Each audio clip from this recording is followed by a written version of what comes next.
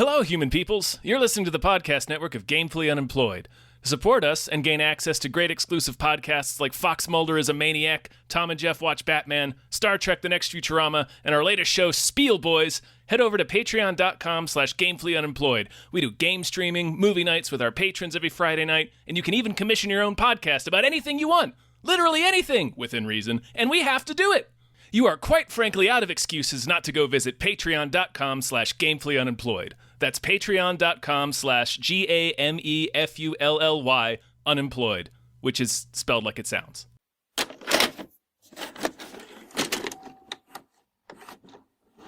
don't think that's how it works. I don't think he's like, I need enough money to do Beekeeper 2. I think they just give him money. If we give him enough money, maybe he'll be like, hey, let's do Beekeeper again.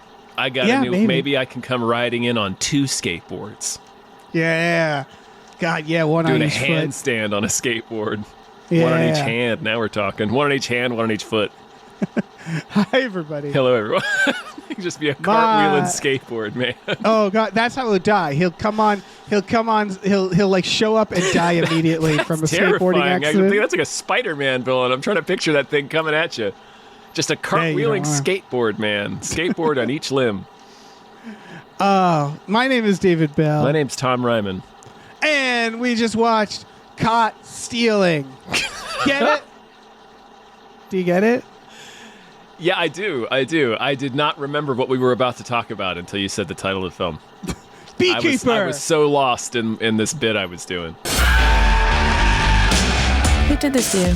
La pistola. Either I get what I want or my pistol talk for me. These guys you messed up with, they're scary monsters.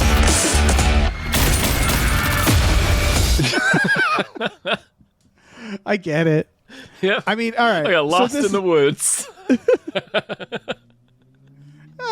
It's a nice woods. My mom used to say this to me all the time. My mom and my stepdad, actually, I used to kind of think it was just like something that old people say, but they'd be like, I forgot what movie we're seeing, like when we got to the end of the trailers. And I was like, whatever. But that happens to me every time now, Dave. No, I get that. It's actually sometimes a pleasant surprise. No, I know, yeah. It happened to me before. It happened to me when we were still in L.A. Oh, yeah. This happened in my youth. Like, it's more about, like...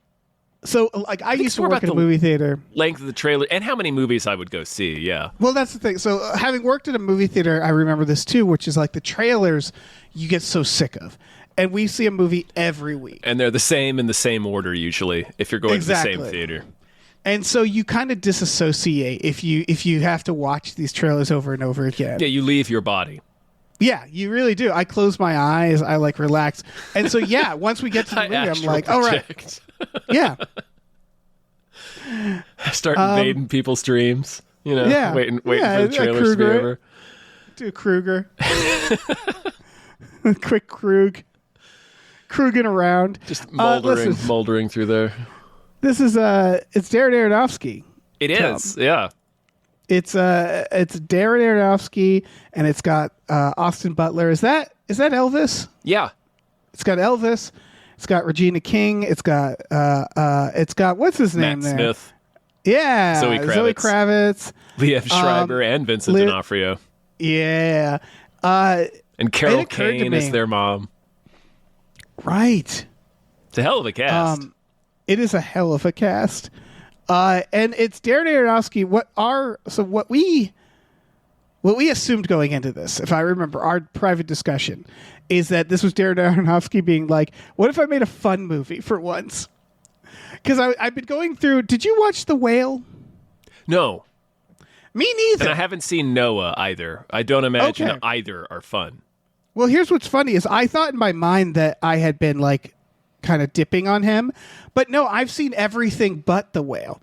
So I saw Noah, I saw Mother, I saw so The Whale I think just came to me in this time where I was like, I'm tired, man. I'm tired. I can't do this.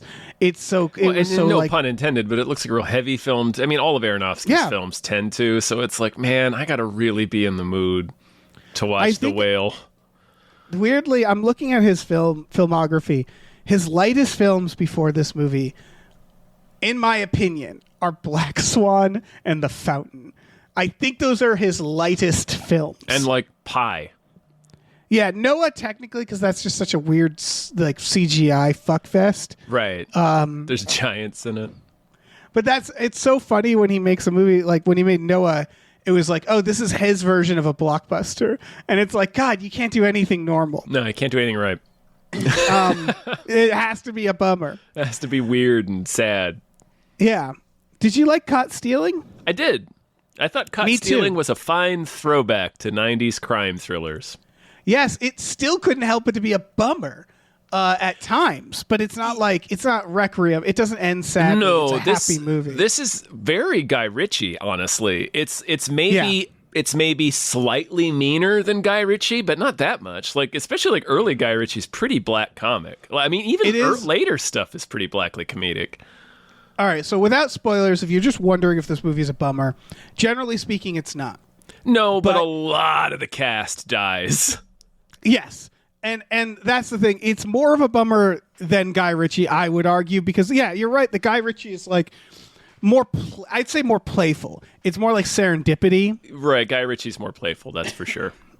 This is more like cruelty of life. And again, I don't want to make this out to be a bummer. It's not a bummer.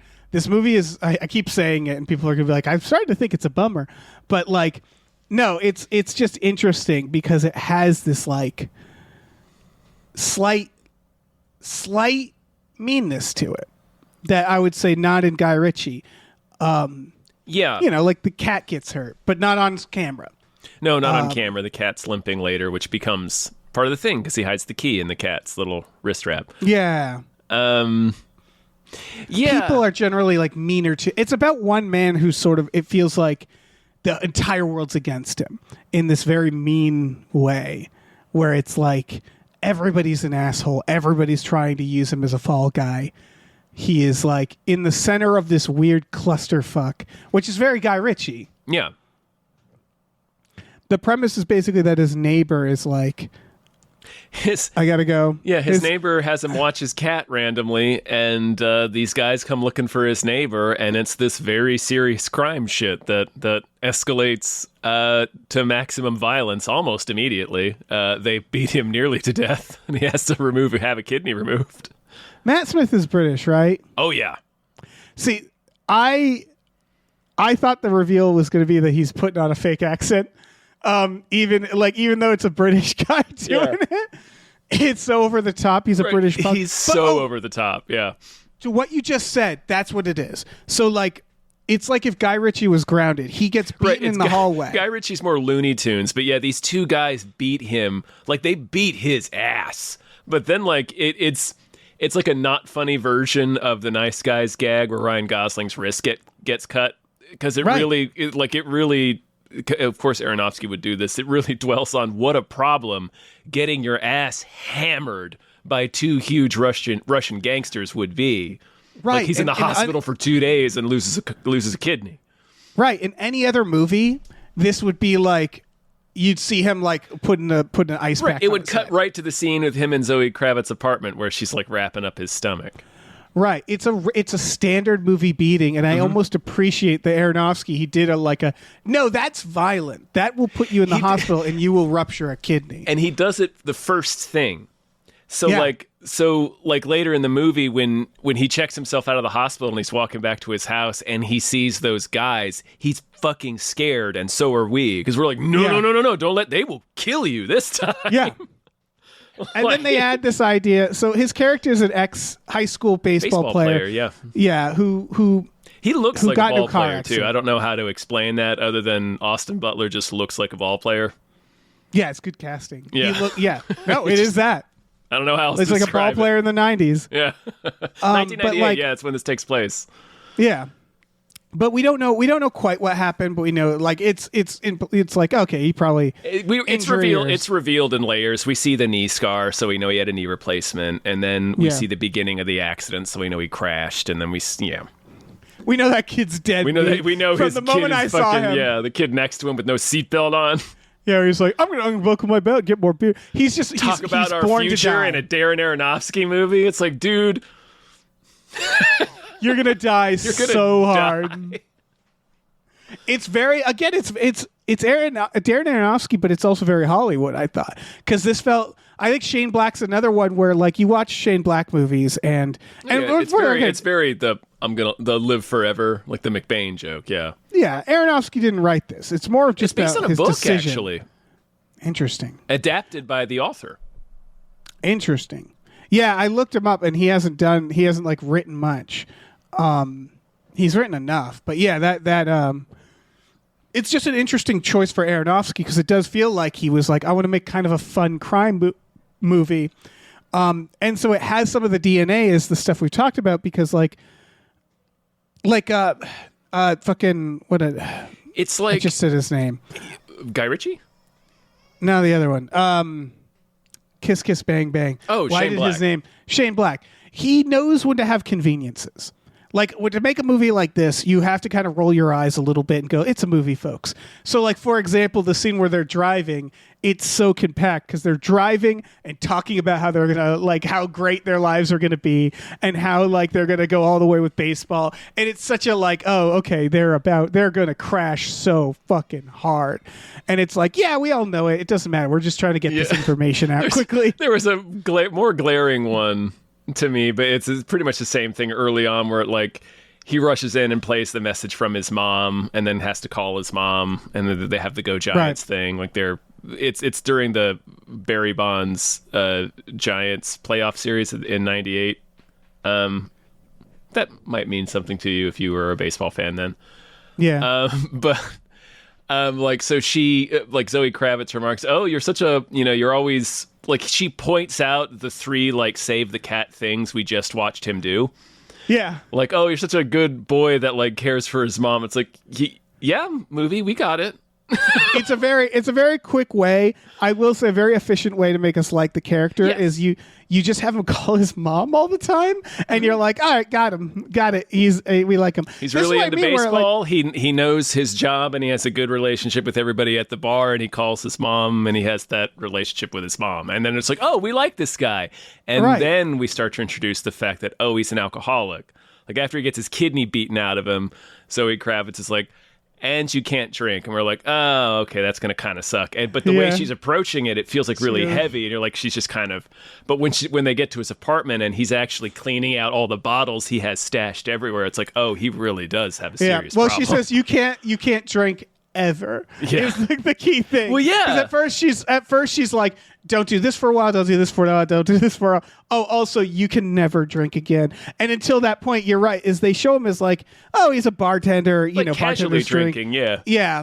But he always kind of has a beer, and it's yeah, whatever. And then once you see his apartment, you're oh. Okay. I do remember flagging because we meet him at the bar. They go home together. They are getting up the next morning as she's leaving for work. She's a paramedic, and he's opening a beer for breakfast. And he's breakfast of champions. And I do remember flagging geez, dude, you've been drinking for 13 hours. Might would have pumped the brakes. But that's not it's not unusual for a guy his age as a bartender. It's he's in his 20s. Yeah, whatever. I did that. It's fine. It's that's that's I mean, what's it's not great fine, about it. but it's not necessarily it doesn't necessarily indicate that he has a serious problem. It hits different when you're 45. Waking up and drinking a beer hits a little different. A little, but also depends, honestly. If it's a Saturday and you're doing yard work, that's fun too. I knew and continue to know plenty of people that can function totally fine that way. I was just given who he is, it's just what we were saying. He's a bartender. He's this age. We've kind of seen the way he lives his life. Him having a beer for breakfast at 1:00 on a Saturday or whatever does not jump out as this guy has a problem to you, right? It's just oh, he's just one of those guys. When I was at that punk house, we woke up once and we said to ourselves, let's get shit-faced at 10 a.m. Let's do it. And it was one of the worst days I ever had. Oh, everybody's had, oh man. Yeah, day drinking, yeah. But we were determined, let's get too drunk, shit-faced now. way too early. Yeah, yeah, and it ruined the day. Yes, because of it course just ruins the day. That's all it does. That's why you pass out after getting too drunk. You've had enough. Yeah, it's your body's way of saying too much birthday. Yeah, exactly. You've had too much birthday. Anyway. So yeah, they set up again. This is where it's like it's all like kind of heavy. It's like I want to compare it to something like it's way more like when thrillers in the 90s and 80s and 70s, but the ones that I'm kind of more this one is making me think specifically more of like late 80s 90s thrillers where there was this menace to it. There was like actual like The Untouchables. It's 87. It's a mafia thriller, but it's kind of scary. Like they make the mafia kind of scary. Oh, or yeah. like, what I'm thinking of, like this is like Guy Ritchie it's like The Firm by way of Guy Ritchie, if that makes sense. Where it's like it's not like the stakes are pretty high in The Firm, and people you care about get killed, and it's hard. But there's still like a playfulness to like this story. Anyway, I'm trying to find a way to articulate it. Well, to your point, it's kind of not like anything I've ever seen, which I know makes it sound more amazing than it is, but there's a certain meta quality and aspects to it. And what I mean is, you're right. Like, it feels like so like, you watch, a movie like, say, The Beekeeper, and you're like, he'll be fine. He'll be fine. Yeah, he's fine. You watch a Guy Ritchie movie, and there was a point early in Guy Ritchie where you're like, it feels like anything can happen. But after a while, you realize, like, okay, he'll be fine. They'll be fine. Like you start a while, learning you can the formula. identify, like you can spot the Turkish after a minute, right? And so this one felt like they kind of successfully, or at least for me, he successfully put me back in a place where I didn't feel like I had my bearings. Yep. Because it was a little more real than I expected it to. It was a little sadder, more intense, because like his character reacts in the right way, realistically. Yeah. And the meta aspect is that it's Darren Aronofsky. So, like, for example, I mentioned that they hurt the cat. It's off camera, but the whole movie, I'm like, he could kill that cat. Like, he could. He's Darren Aronofsky. Like, and yeah, it's and like you can almost feel him like peeking at you each scene. You're like, what is gonna happen? And I think that a younger, someone who hasn't seen Aronofsky will probably watch it and going like, yeah, he won't kill the cat. And like the surprising thing about this movie to me was like, ultimately, it's like, yeah, the cat's fine. He's fine. It's sort of happily ever after as much as you can be. Kind of, sort of. It's sort of like, it's noir-ish, but not a full noir. Yeah. But they do. It's still got that, it's still got that kind of, it reminded me a little bit of, like I said, noirish, like the Elliot Gould one we watched recently, where it's like there's this black edge of humor to it, but it's this very realistic crime situation. So you can have characters that are like the gangsters are all funny. Right, that's the thing. It's still cartoonish. It's just like, for example, we'll be talking about people who die. Matt Smith dies. I'm pretty sure because he hits him with a baseball bat. Oh, and they address that. While. They address that. They so straight up say Austin Butler he says, kills I killed him. I killed him. Yeah. But like, for example, that's another injury where it's like in another movie that'd be fine. He'd have a lump and he'd be fine. But in this one, he hits him and it takes hours. It's for twofold him to too, because there's two hits. Remember, on the back of his head, because he tackles him into the container. Tackles him, yeah. Matt Smith has him at gunpoint and is gonna swap him, basically, gonna make him the fall guy. Yeah. And so he spends a considerable amount of the film like being the next funny. 25 minutes being really funnily concussed and like kind in like of a 90s comedy way. Yeah, and it's like he's kind of scummy, but you still want him to be all right. And then they're kind of having this fun little adventure where they're finally getting one over on the bad guys, and then he dies. He dies on the train like Tom Cruise in Collateral. Yeah, at that point. I wasn't surprised because I was no. I expected him to die as soon as he said dying. we're gonna get you off at the emergency room. I'm like, oh, he's dead. Yeah, he's super dead. It's more of like I knew he and the formula was gonna have to die at some point. The one that obviously is meant to surprise is Zoe Kravitz. Yeah, that was wild to me only because it. But again, it's a very noir. It used to be common. Yeah, sorry. Exactly. It used to happen all the damn time. Mm-hmm. And like when she takes out that gun lighter, I knew obviously my brain is like, well, that's important. Either she's going to be behind it all, or that's going to be some twist. It's going to be about they keep talking about the threat of violence versus actual violence, showing your teeth when you're not actually going to bite, and it's a fake gun, but it ignites real violence. Yeah, and it comes back. It's the but yeah. So like her dead was. I didn't see it coming personally because And then, but when it happened, I was like, of course, this used to happen in thrillers. Like that was when you would know shit was real. Like when when the character comes home and their partner is dead or their best friend is dead. Right. It's a quick. Again, they're using a lot of shortcuts. And they were shortcuts. They were used a lot for a reason. Yeah, where it's like, just kill their wife. Then they're going to be out for revenge. Kill the wife, kill the best friend, kill the person you were taking for granted the way that they were. It really is. That's what's weird. Is it really is the formula of one of those movies. It just feels like it has a little more teeth. And I think it has to do with the fact that they really spend time on what it means to be injured or hurt. Like these things are, they treat them more real. The actual, when he gets fucked up. And the way he reacts. Yeah, and the way she reacts. They use that to establish their relationship in a way that just makes it seem like that's how the movie is going to go. Right. So when he comes back to the apartment, and you're like, oh, she's going to be like snatched, and the cat comes limping out, and you're like, oh, wait. And then he goes in there like, oh, shit, she's dead. And then, yep, she's dead. It's sort of, it's the Matt Reeves Batman this is that Batman to 90s films. Does that make sense? Where it's like, it's all the same stuff. It's just gritty down a little more than I'm used to, or that or maybe that's the thing is I think about 90s thrillers and I'm like, I bet they felt like this then because that's just. This is like The Net, for example. The Net is a good example. Everyone she cares about in The Net, everyone she goes to for help in The Net gets smoked. Now, granted, one of the people she cares about is Dennis Miller, and we're supposed to be sad that he dies, but that's within the fiction of the film. Right. She also kills they killed the deputy from Needful Things. He was her buddy. Right. They crash his airplane. He didn't deserve that.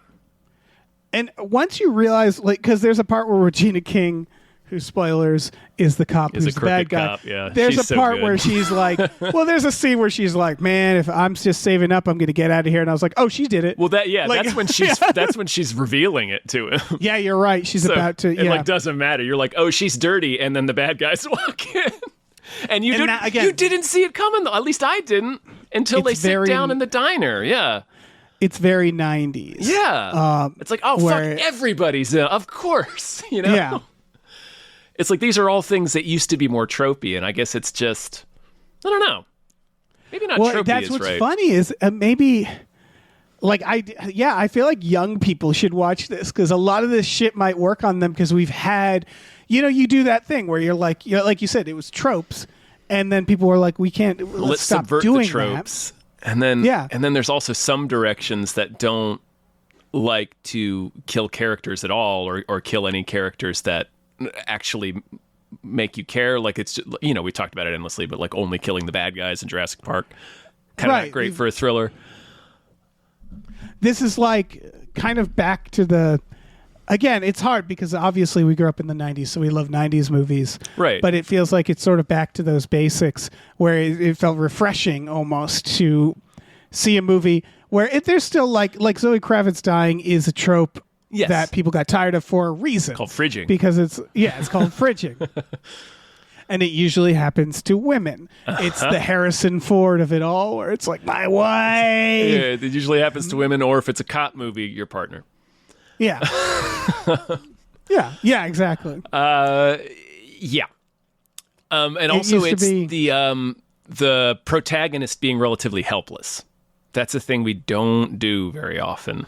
I liked that because once I realized, they did a good job with this, which is that you don't really feel like he can fight. He can only run. But they kind of whip out his quote unquote powers in pieces, where the stairwell he hides, and then when he sees Liev Schreiber, he runs, and when he's running, you're like, right, he can move. He can run. He's flying in that scene. Like, man, good on. Yeah, it's a tracking shot with the van. Just the van that D'Onofrio is driving, just chasing alongside him, and he is flying across the street. Yeah. That must have been a And tough then- shot. Yeah. It's the same. It's Darren Aronofsky's DP, who's I feel like he did a lot. He's all over the place, but like it felt like a little subdued. There's some shots that are. It wasn't like A a little guy. shown Yeah, off. I've said Guy Ritchie a few times. It's not shot anyway like that. No, it's more that it's like structured like it. It's not even written like it. No. I would say, like the people don't talk like Guy Ritchie characters. No, in there's a any way. little bit of cuteness in the dialogue, but it's not in the same sort of way. Yeah, it's more of just like we're going to use every part of this, meaning that every character, even the characters that you're like, I feel like they've played their part, like the people at the bar, where it's like they used every part of those guys, right? Like, like all the flavoring is like no, where everybody's getting involved in one way or another, and those are the only guys who can sort of help him, who end up dead, Yeah. or who are on his side rather. Yeah. The bar owner was Griffin Dunn. That was a fucking jump scare. Who's that? Griffin Dunn is Jack from American Werewolf in London. Oh shit! Mm-hmm. Good for him. Yeah. Pulls a shotgun out of his safe. Everybody's coming out for this one. I felt like, Yeah, man, it's Aronofsky. yeah, And I exactly. can, and I can, like, this is a good script. Like, I could see reading this script and being like, oh, fuck yes, this is, are you kidding me? Like, Yeah, fucking Laura Dern's in this. Laura Dern shows up in a just cameo. at the end. Yeah. Yeah. I was reading, apparently that's like some sort of real life thing between the actor and Laura Dern. Like, she has like some kind of like maternal relation. They have like some sort of mentor relationship. So like Oh. her being in the film was like some, I don't know, is related to that somehow. Apparently, this is what I was reading. I have no idea if it's accurate or if the internet lied to me. The internet does lie. But anyway, Huh. Laura Dern, surprise cameo at the end as his mom. The very end. It's like the Elvis scene where they're like, he's white, but they're like Aronofsky's making a movie. It's fun. It's fun. It's fun. It's fun. Fun. You can watch it. Are we sure? again. I want I to mean- watch this movie again, Dave. Yes, this is a Good fun movie. fucking movie. It's a good thriller. It's a good potboiler, I guess you'd call it. Yeah, well, sitting down, it's not like his other movies where you kind of, for better or for worse, you sit down and go, what does that all mean? Some of his movies, like Mother, you're like, I don't need to think Still about haven't this. That seen Mother. I need to fucking take I that like. ride. So there's something about Mother I really like, and this doesn't spoil it. What it's about is honestly, to be honest, it didn't click in me right away, but I wasn't thinking about it. But it's one of those where like it's very obvious what it's about. But it's a very sweaty metaphor, I'd say. But this all to say that Mother is the thing that I liked about it is it's a really, and again, this isn't literal, this isn't a spoiler, but it really simulates what it's like to have a nightmare. And what I mean is like, like that dream logic where it's like, you're overwhelmed, but nothing really makes sense, and the people aren't quite acting right, and like you're just sort of passive into it. Like it's not a literal nightmare, but it just feels like not even a nightmare, like a bad dream. Like the dream where you're like at a party and you have to take a leak, but there's like no bathrooms, and you're like, well, it's that kind of feeling, which is not a pleasant feeling, but it does a really good job at that, at this like sort of surreal escalation where you're like, what the fuck is happening? It's that feeling. So that's all. It's not a I mean, sad movie. his movies always feel tense and menacing. Yeah. So that's definitely in this one. It's definitely one of those movies where it's like, when are you going to sit down and watch Mother? That's where I am with The Whale, where I'm like, I've watched all his movies, so I should watch The Whale. But I know how to like, put my feet up and watch The Whale. yeah, like I just haven't found the opportunity. And like, what is the opportunity for that? Whereas this is like, oh, it's fucking Sunday morning. I'll throw on Caught Stealing. I can make It's fun. some time for this. Yeah. Great fucking Liev Schreiber and Vincent D'Onofrio. They're so good. Great fucking combo, those two. They're so good. Yeah. They're the They're the Hasidic Jew mobsters. yeah. They are the most overtly funny characters. Yeah, they're the most Guy Ritchie it comes. It's yes, like yeah. because they're just like They're a parable of great. Tooth Tonys. Yes, because it's like they're doing this fun thing where they have like an amount of honor, and this worked on me. So when I saw that lighter, I was like, "Ooh, that's going to come back." And then enough film had happened, and they do a very '90s idea, which is that he basically goes to them. He does the thing that honestly in a lot of these movies I always say, why don't they just do that? You know what I mean? Yeah. Where it's like, just go to the most reasonable people and go, okay, here's the key, here's the thing you want, just leave me alone. And it's like it actually works basically because he goes they learn about him and his mother and stuff like that, and they have a similar relationship, and they're family guys, and so they're like, they discuss it briefly and they're like, we don't have to kill him, and they're just like, we'll give you $100K finder's fee, and you just never talk about this. D'Onofrio's like, maybe a bit more. Okay, maybe a bit more than $100K finder's fee. But yeah, basically he's like, I'll give you the key if you kill everybody else. And they're kind of like, well, all right. We were going to kind of do that anyway, so all right. Yeah, exactly. And so it's a satisfying enough ending because it ends in this sort of action scene where obviously they tie him up in the car, but he gets out and he has to... Oh, that's the escalation of his powers when he realizes he's just going to beat the crap out of that henchman. No problem. That amazing henchman. That was such a great payoff. It's that little psychopath. They call him Microbe. He's this Russian maniac, little bald guy. It's great. I don't know the actor, but he's doing great. He's just such a pit bull the entire movie, and he's so violent. He was the primary architect of his savage beating at the beginning of the film. So so you're like expecting, or like, well, everybody's getting greased. Surely this guy.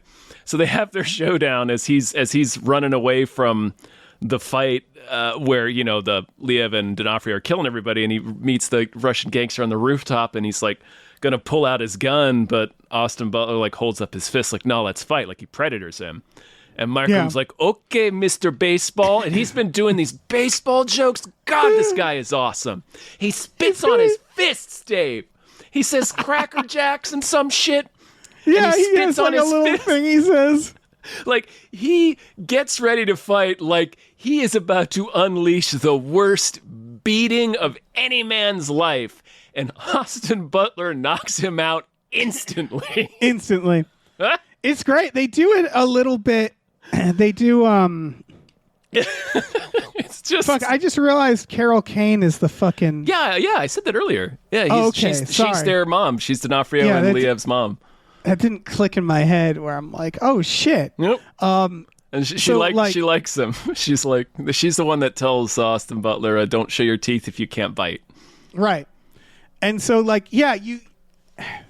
which ultimately which you is can as bite, much we of learned. it's as much as the theme, sort of, because basically he gets into a car accident that destroys his baseball career, but also kills his friend. And he's sort of just been wallowing over the fact that he lost his career the whole time. He's paralyzed of driving, which is he can't drive either. Yes, it's very clear metaphor. He's always a passenger, never the driver. He's afraid of moving forward too, Dave. Yeah. And so and so they give him this moment where they're like, we'll give you this money. Well, and again, the action has happened. And sort of the entire movie has also been about him. He's just been a rabbit the whole time. Like he doesn't he keeps running to different people to help get him out of it. Like he runs to Zoe, she's killed. He runs to his bar friends, they're killed. Yeah. So finally he has to dig his, and then finally they're like, look, Regina King's like, I'm going to kill your mom unless you come out here, dude. Like, come on. So finally he has to dig his heel in and do something. And once he starts pushing back, once he starts taking responsibility for the situation he's in, even though it was truly no fault of his own, Matt's, that's kind of one of the Guy Ritchie. Matt Smith is a piece of shit. Yeah. Well, yeah, but it's it is a genuine misunderstanding, and that's kind of the Guy Ritchie's thing about the movie. Is Matt his Smith was dad never going to rip them off. No, too. He sort of accidentally rips them off because his dad has a stroke, and he flies to London in an emergency, and his dad dies there. So he's gone for a few days with the drug dealer's money, because he's distraught and sort of didn't remember, and they've been trying to reach him and they can't. So, hence the situation we're in. Right. Then he has to fight Bad Bunny. Yes, who just immediately killed. Yeah, everybody. He's funny too. Everybody's funny. Oh yeah. Regina That's the King thing, is like- funny in the way that she's like, listen, man, I don't have any more time for this shit. She's also trying to be a cop a little bit about it, where A it's like little- Bad at the Bunny is same threatening time. to kill this innocent guy. Yeah. And she's just like, okay, I'm gonna kill him. It's like she just kills Bad Bunny because she's like, we She can, also we needs can him do to- this. She also needs him to open the safe, but at the same time, she's Right. like, we can't keep piling bodies up, man. Right. Where it's like, this guy's a liability. This yeah. guy is too unhinged. Yeah, he's Bad Bunny's about to shoot Griffin Dunn. Right. I love what they did because this is what threw me off too, is that Regina King basically is like, these other guys, they're maniacs. They're the ones who killed your girlfriend. They The Hasidic guys, the D'Onofrio and Liev. bless me. Yeah. But she says all that, and then she turns out to be evil. So you kind of just go, oh, okay. So she's a liar. It's her, and also she shoots Bad Bunny right against the temple, Right. which is how Zoe Kravitz was killed. And Matt Smith points that out to Austin Butler later. He's like, "Well, look, she fucking shot Bad Bunny just that way too. So who's to say that she just didn't do it, man?" Yeah, it's all to say it's a very satisfying ending before the ending. Right. Which is like, okay, you got the bad guy, and you could see him just taking a little bit of money, Taking and the it's money like and it's a fucking very off. again, it's a very snatch ending. It's like, oh, he gets a little bit and goes It's- away. You can't always get everything, you know. You can't get all the money. It's a bit Marcellus and Bruce Willis at the end of Pulp Fiction. Yeah. And so it was like perfectly satisfying. And then, of course, he brings out Zoe Kravitz's lighter to light his cigarette. And you was like, oh, he totally. And at this point, they make him drive. They have made him drive because it's Shabbos. Yeah, yeah. And so And they're like, look, we've played it fast and loose enough with the Shabbos. Let him Yeah. drive. Like, it's funny how irritated Liev is getting with it. yeah, exactly. And so like I like when they're like, he's half Jewish. He's half Jewish. Yeah, telling Like, she Carol can't Kane. drive. And they're like, non-Jewish The half will of him drive. that's not Jewish will drive. Yeah. But it's first time driving, and then he realizes it, and he just does the crash again. And he It's also uses goading him too. It's not just that he pulls out the lighter. Like Liev does it purposefully. Like he Right, they goads him a want- little bit, and then want- D'Onofrio's in the back, like, shut up. Yeah, it's sort of like he wants to pay this guy off and know that this guy knows. You know, He wants him to know Like, what he's buying. I think yeah, exactly. It's like because he does ask him it's a before little that. no he asks, surprises, but it's a little like it's every it's man has also a price feeling. When he says a little more than that, like yeah, he's a little of D'Onofrio's a little more than that. I think it's both. Are you? You need to know the full price, and also it's the don't fucking flip on us ever. yeah, We'll don't come, fuck we'll with come us. get you. Yeah, But yeah, it's because funny because he wouldn't do that anyway. No, he would. Yeah, So- like, and they had just got done. So, like they're speaking to each other in Yiddish, and Liev says to D'Onofrio, "It's like I don't see how he could hurt us." yeah. It's one of those things. It's classic villain. It's just- classic villain shit. And he had Where said it's right like- before that, he was like, "Are you sure you can live with this?" And Austin Yeah. Butler's like, "I don't know. I think so." And that's when he takes out the lighter, and it's like, we blasted Zoe Kravitz. And Yeah. then he just stands on the gas and crashes into a bridge support. Yeah. Which, yeah, again, very dumb of the mobsters to put him in a position of driving and then reveal that they killed his girlfriend. Yep. I think they could have just had him use the lighter and it not occur to him or something. You know what I mean? I don't know. That would have been that a little would better. have also been like, well, he knows where he got it. Right. It would have been. I just think it would have been a little less like. It was where it's it was like, what are you weird. doing, man? Yeah, what are you doing? Like, Yeah. at least wait till you're pulled over to tell him you blasted his Yeah, girlfriend. Jesus Christ. But it's a good. That's all to say. The metaphor of like Right, he's finally taking in charge. control. Yeah, exactly. Yeah, it's a nice little arc, and then he just goes And he with grabs the cat. Yeah, He's buckled and he Before he grabs the crashes. cat. Liev and D'Onofrio are not buckled. they do a good thing there where it is the 90s, and I do actually remember this more in the 90s, which is that if you're a tough guy, you don't buckle. Which was like, I think that's also a teenager thing, which I remember people who would be like, I'm not buckling in. And it's like, It's an I'm never was gonna in- die thing. Right. I was in a car accident that was so glad I was buckled, when I was like 17 or so. So like I guess that fear had been put into me. Like, you ever drive with someone? This is weird. Like, I know certain people, like my father, when you drive with him, he's like, I've never been in an accident, and that actually makes me more scared. Does that make sense? Where you're like, sort of, yeah. Like, you don't want. Like I don't like the idea of people shooting at people if they've never been shot before. Yeah, Well, exactly. how are you going to inflict that? You don't know what that's like. Yeah. Maybe that's not the best example, but a lot of people have never been in an accident. Don't get me wrong. It's just that where I'm like, yeah, that's a way more extreme example. It's maybe more like, but I get what you're saying. It's like, well, the fact that you haven't crashed, like I'm less confident in your ability to navigate your way through one if one happens. Right. I've met younger people where they would drive like an asshole, and they'd be like, "But I never get in an accident." And it's like, yeah. Until you do, though. Yeah. That's the thing. Yeah. Like, so that's all to say. I had a friend who was really irritating about the seatbelt thing because he had like one anecdotal story of where wearing the seatbelt hurt somebody more than not wearing the seatbelt, and I'm like, dude, that is 0.008% of the time. Yeah. Go ahead and roll the dice on that if you like. It's all to say that I like this idea, this character, because throughout the movie he keeps being like, seatbelt. Buckle your seatbelt, yeah. Yeah, and people keep being like, shut up, man. And it's like, it's just a nice little button on that where it's like, yeah, should have fucking buckled. Should have fucking buckled your seatbelt. Yeah. And then, in fact, the last thing D'Onofrio says is in the aftermath of the crash. He's like, we shouldn't have let the goy drive. Yeah. Oh, Vincent. Oh, Vincent. Perfect D'Onofrio role. Yeah. Yeah. Oh, yeah, and the neighbor. I forgot about the neighbor. Oh, the neighbor, Dwayne. Who makes websites. Yeah. Keeps threatening to call the police. No, Dwayne, actually call the police. That was another one where it's like, it's almost like a repetitive joke where it's like, it's funny and then it's not funny, then it's funny again. Yeah. Where it's like he keeps saving him, basically. Yeah. He's like the nosy neighbor. And then, the one time where he's like, call the police. And he's like, I'm going to call the police. And he's like, yes, no, call the police. Please call the police. But it does scare the guys off. Remember, the taller guy's like, no, we got to get out of here. The cops are coming. Yeah. And the second time is when he's about to get shot by Bad Bunny, and then Dwayne knocks on the door. And like, okay, fuck, we have to leave. It's a convenience. We can't kill everyone in the building. Right. Yeah, they like 4 times have a moment where they go, shit, the cops, and it has to stop.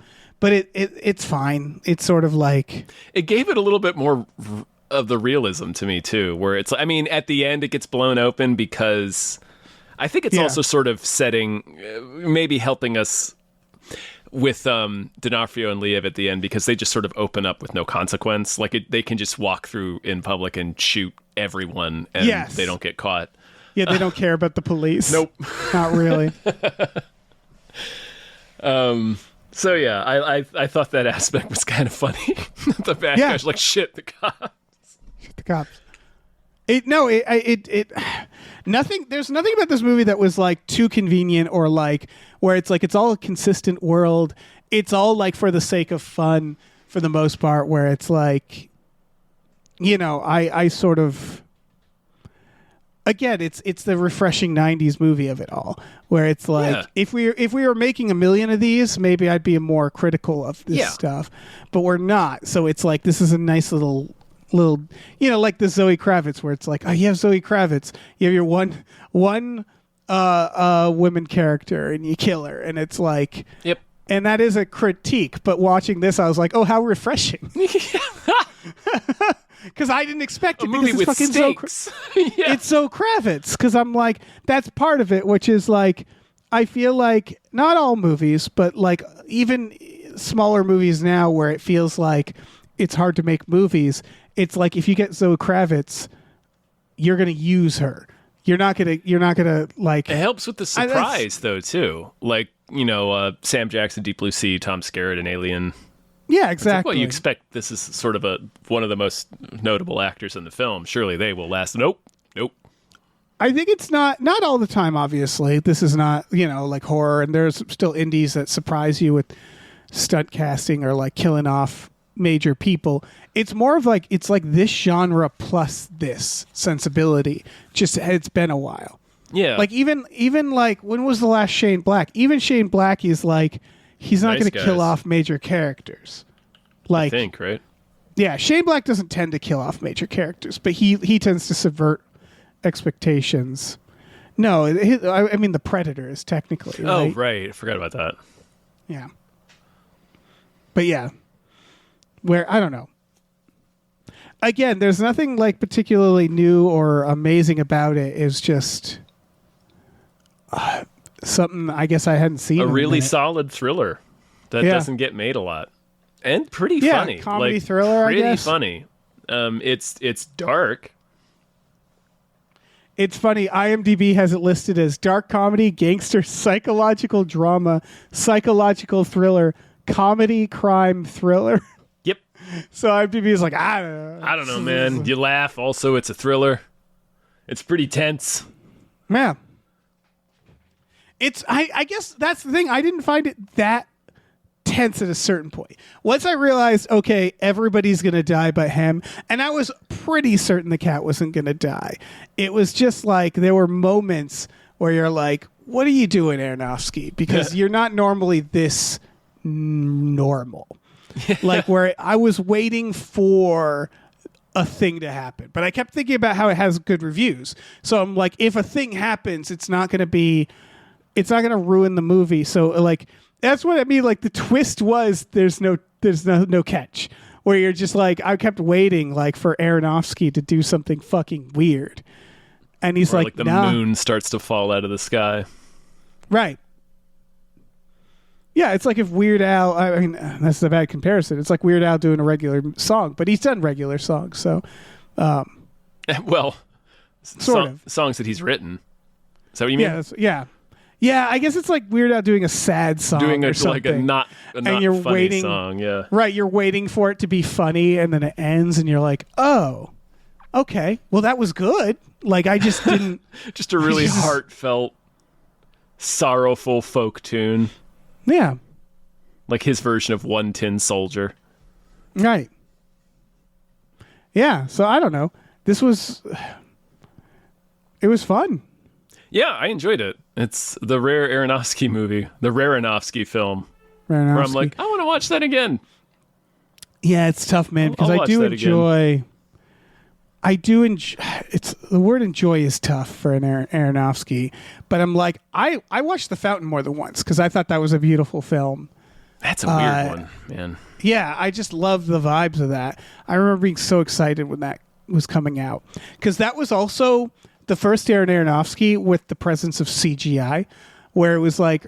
I mean, I'm sure like Requiem might have had some digital effects or whatever, Oh, but it you know what I definitely mean, does. But yeah, which yeah. was like I was a big fan of Pi, I was a big fan of Requiem, and then that movie was like, oh, we're now in the digital age, and here's Aronofsky doing like an effects. That was a cool movie. idea. Such a cool idea. Like this dude Yeah. through 3 eras trying to find the fountain of youth. Yeah, I was pumped for The Fountain. It I weird. was too, man. I was too.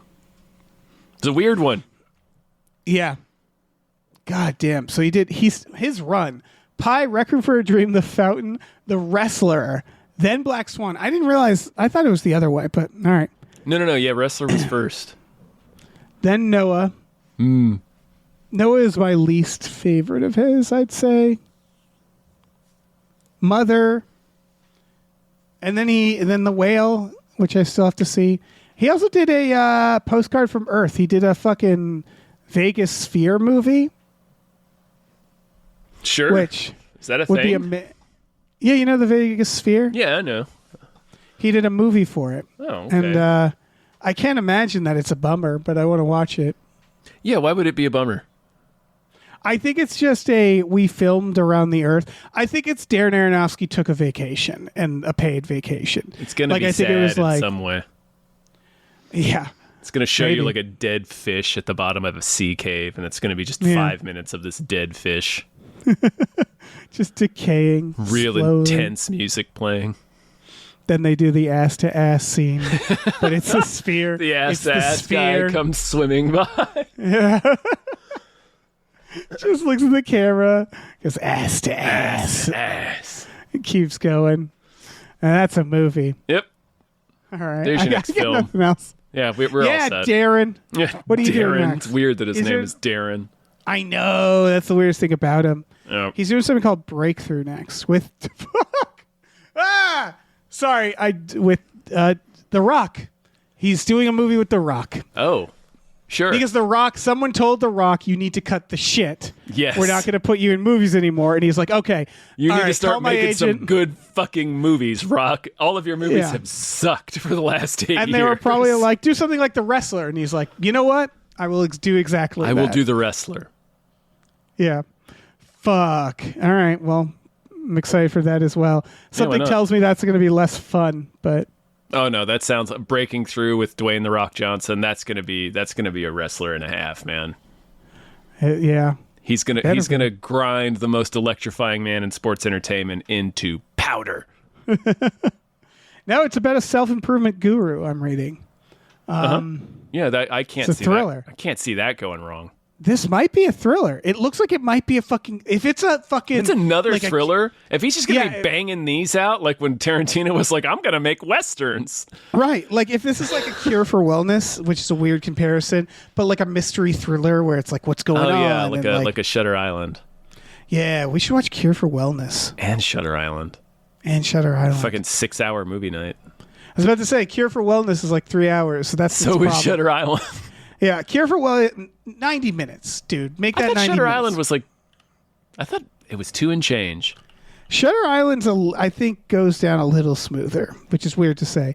It is No, 2 and change. It definitely does, but I do remember it being No, long. Shutter Island is 2 hours 18. Okay, But a Cure for Wellness is that's this a is the Gore one Verbinski where joint. it's 2 hours and 26 minutes, and it's just like an hour less. You're making I don't know. It's just like it's not. It's a horror movie, guys. Yeah, Psychological exactly. horror movie. Hour less. Hour less. I'm sorry. I haven't. Every time I go, ooh, I should watch a Cure for Wellness, I remember the fucking length, and I go, never mind. Let's just do Dane it. DeHaan Let's do is it gonna one wait. night. All right. He's gonna deign to Sure. haunt you unless you put it on. What's he up to? I don't know. All right. Oh, he's in Oppenheimer, isn't he? Yeah, he was in Oppenheimer. I'm reading here. I'm reading about Dane DeHaan. Yeah, wasn't he like Casey Affleck's little creepy toady? He was in Dumb Money, apparently, which makes sense. He looks like he'd be He in looks Dumb like a Money. person who would be in Dumb Money. So does looks Paul like a- Dano. Yeah, exactly. They all look like guys who are on the internet a lot. Mm-hmm. They have internet a lot face. They all have Riddler face. Yeah, I'm sure Dane DeHaan also auditioned for the Riddler. they have Reddit face. Yes, Yeah. which is the same thing. Yes, that's that for sure. Yeah. Yeah. Not 4chan. I guess they have 4chan face. It's no offense to Reddit. It's more like a 4chan, I guess. This face. is more of a 4chan vibe, yeah. Yeah. What's going on? What movie did we watch? Caught stealing. Yeah. So I think we're done. I think we're finished. We've been finished for a while. Yeah, we have. Thanks for listening, Thank you. everybody. We have a Patreon, patreon.com/gamefully unemployed. We have exclusive podcasts on there like Tom and Jeff Watch Batman, Fox Mulder is a Maniac, Star Trek The Next Futurama, Spiel Boys, Himboos, our new supernatural Himboos. podcast, Himboos. Check that out. We watch movies every Friday night. That's what we were referring to when we were saying we'll watch something. We'll watch something, yeah. Yeah. Yeah. It's going to be a watch cure for wellness one of these weeks, so... We might watch Caught Stealing, our first Darren Aronofsky. Who would have thunk it? Who would have thought, yeah. That this would be the mean- first one? Yeah, we should have started with Black Swan. We absolutely should have. Absolutely. We'll do that in Tideland. We also have a store. Head over to gamefullyunemployed.com where you can find a link to our Teespring store. We have all kinds of cool original artwork and designs by cool original artists like Michael Vincent Brantley, Starlene Hodge, Justin Brown, and others. So check that out. Please rate and review our podcast wherever you're listening. Check out our new show, Badical, Badical, wherever you are listening. And yeah, don't get caught stealing. And if you do, buckle your seatbelt. Yeah. Easiest thing Yeah. in the world. I almost got caught stealing the movie Pie, but I didn't get There's caught. the irony, yeah. Yeah. No, I suppose it would be if something. you got caught stealing. Right. Yeah. Or the Porno for Pyros record. Caught stealing. Is that also about baseball? Maybe. That could have been what he got caught stealing when he was 10. Some baseball? Yeah, a baseball. I don't know what we're doing anymore. I don't know why we're still talking. Hey, listen, our music is produced by Chris Corlew. You can find him on twitter.com as the Corlew or go to shipwreckedsailor.bandcamp.com. Our channel artwork is produced by Michael Vincent Bramley. For more of his work, go to mvbramley.art. Our episode artwork is by Justin Brown, available on Twitter as Justin T. Brown or at artnessbyjustinbrown.com. And finally, additional artwork is by Starlene Hodge. You can find her work at starlenearts.com or on Twitter as StarleneX. Cool. Goodbye.